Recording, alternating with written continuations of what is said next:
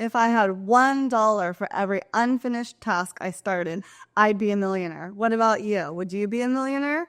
In our first video of this 3-part series of how to finish what we start, we talked about 5 tried and true ways of techniques you can use to finish what you start, as well as we examined 2 beliefs that we often have about ourselves that's holding us back from finishing what we started.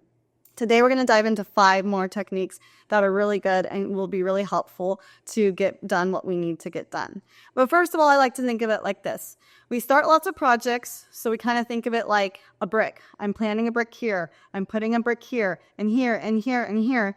And we're laying down all these bricks, but they're kind of all over the place and separated because they're started projects but not finished projects. And then at the end of the day, at the end of the year, we wonder, why don't I have a mansion? I planted all these bricks in different places, but I don't have a mansion. Similarly, if we don't finish what we start and we don't tie them together, we're not going to get a big end result we're looking for. So I like to think of that as, am I starting and finishing and building what I want to do? Or am I just kind of getting started, but nothing's connecting and nothing is moving forward and growing into what I want it to be? So let's dive right in. So number 1 of our 5 techniques for today is we need to get clear on a few things. We need to get clear on the who. Who is going to benefit by us starting and finishing this task? We need to think about that before we start a task. We need to get clear on the how. How are we going to finish this task? What does this entail and what steps is this going to take? We need to get clear on the why. Why am I even going to start this task in the first place? We need to get clear on the when, find the now for the when. When am I going to do this? And what is the start and end of that now or that thing you're going to do? How do we break the things into tangible and bite-sized pieces so that I can get done what I need to get done and finish a task I start? So ultimately, what is the now? When is the now? Because if it's not now, it's never. And if I can't do it right this second, when is that going to be? Let's schedule it in. When is that now going to be? And what is the beginning and end of that now going to look like? And what is the win? What is the win or the outcome of finishing that? So we really need to look at the why, who, how, when, and the when before we even start something to make sure it's worthwhile and appropriate. And we're going into it for the right reasons. Because if we're going to, just like we talked about in the first video with commitments, if we're going to commit to it, we need to finish it.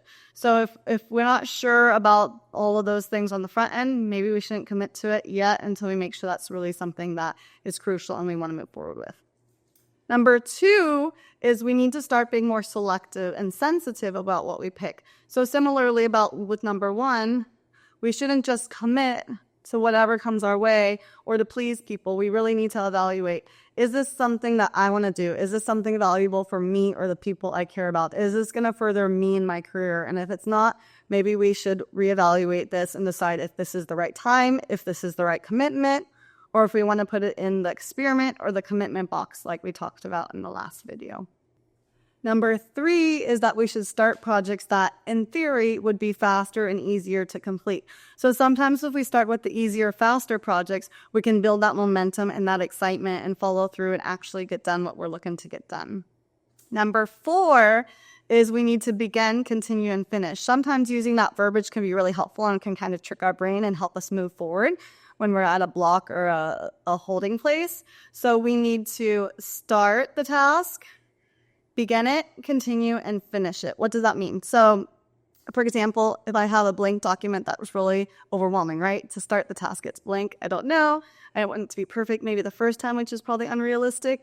So what I should do is on my planner, say at 10 a.m. tomorrow, I'm going to start this presentation for this project.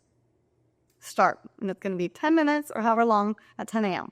Then the next day, I'm going to change that start word just in the calendar for that event to continue. So even if I've only worked on it 10-15 minutes and gotten down a few basic rudimentary notes to get going, now I'm telling my brain I've started it. Now I'm just continuing the workflow. So sometimes getting past that start point is really all we need to get going. Then after I worked on it for a good amount of time or over a few days, I changed that in my schedule to finish this for this. So that means in that session at 10 a.m. on Friday or whatever that looks like, I'm going to finish this task that I've been doing. So we begin it, we continue it, and we finish it. Sometimes just using that verbiage and putting it in my calendar and in my schedule that way, it takes off that emotional barrier or whatever barrier that might be, holding me back from starting, continuing, and finishing a task. I like that one.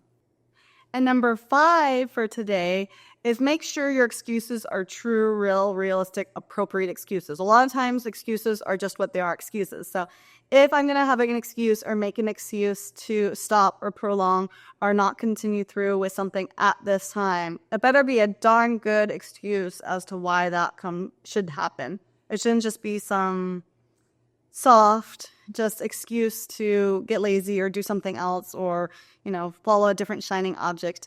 Once we commit, we need to work on building up that commitment muscle and following through. So our excuses better be darn good if it's going to hold us back from getting to where we want to be.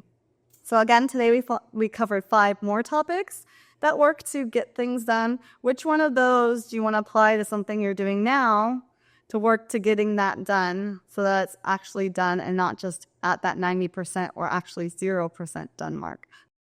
So just to review, at the end of the day, if I fail to do something, finish a task, it might not have a huge consequence in the small little project I'm working on, but it could have big consequences on my goals and on my long-term aspirations of what I want to achieve and who I want to be.